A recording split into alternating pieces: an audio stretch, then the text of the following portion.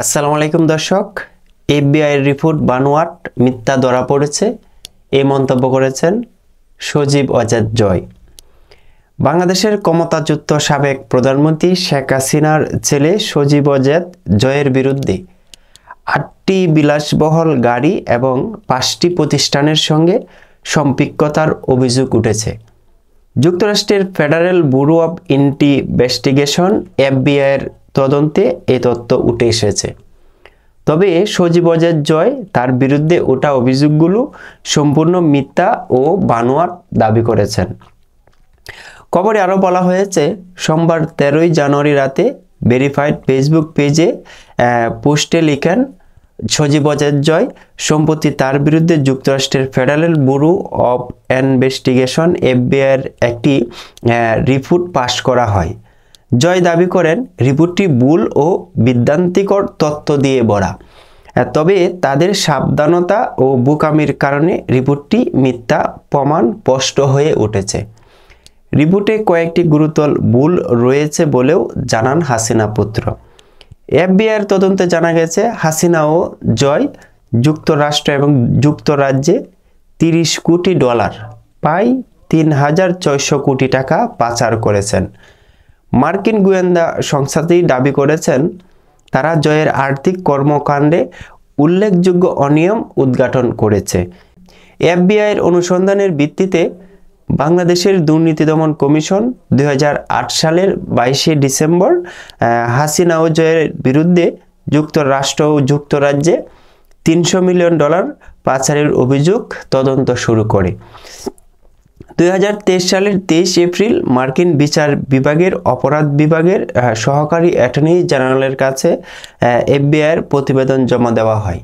এফবিআইয়ের প্রতিবেদনের একটি অনুলিপি দুদক হাতে পেয়েছে বলে সংশ্লিষ্ট কর্মকর্তারা জানিয়েছেন।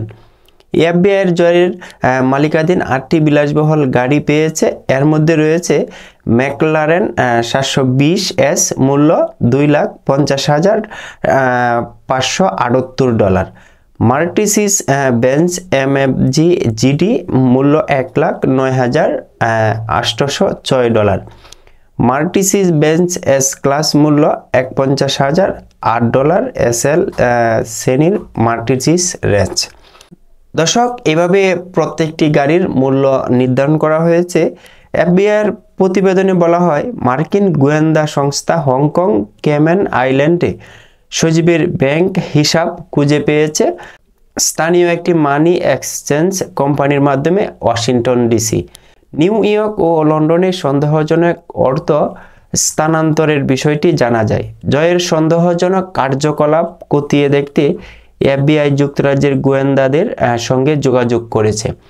প্রতিবেদনে বলা হয়েছে, এই অনুসন্ধানগুলো সম্ভাব্য অবৈধ ক্রিয়াকলাপ সম্পর্কে গুরুতর উদ্বেগ প্রকাশ করে এবং আরও পরীক্ষা নিরীক্ষার প্রয়োজন।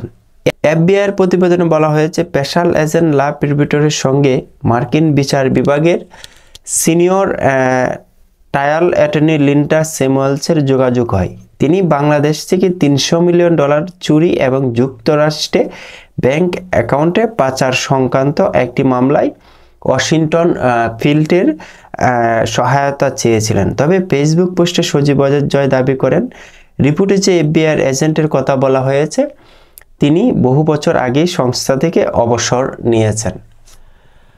দর্শক, সাবেক প্রধানমন্ত্রী শেখ হাসিনার পুত্র সজীব ওয়াজেদ জয়ের বিরুদ্ধে যে এফবিআইয়ের অভিযোগ উঠে এসেছে, এই অভিযোগগুলো সবগুলো মিথ্যা এবং বানোয়াট বলে দাবি করেছেন হাসিনা পুত্র সজীব ওয়াজেদ জয়। দর্শক, পরবর্তীতে আসলেই সব তদন্ত শেষ হলে বোঝা যাবে আসলেই কোনটি মিথ্যি, আসলে কোনটা মিথ্যা আর কোনটা সত্য। দর্শক, এতদিন পর্যন্ত আমাদেরকে একটু অপেক্ষা করতে হবে এই নিউজটির জন্য। দর্শক, আজকের মতো বিদায় নিচ্ছি। পরবর্তী আপডেট ব্রেকিং খবর আমার হাতে আসলে আপনাদেরকে জানিয়ে দেওয়ার চেষ্টা করব। ভালো থাকবেন, ভালো রাখবেন এই প্রত্যাশা। আসসালামু আলাইকুম।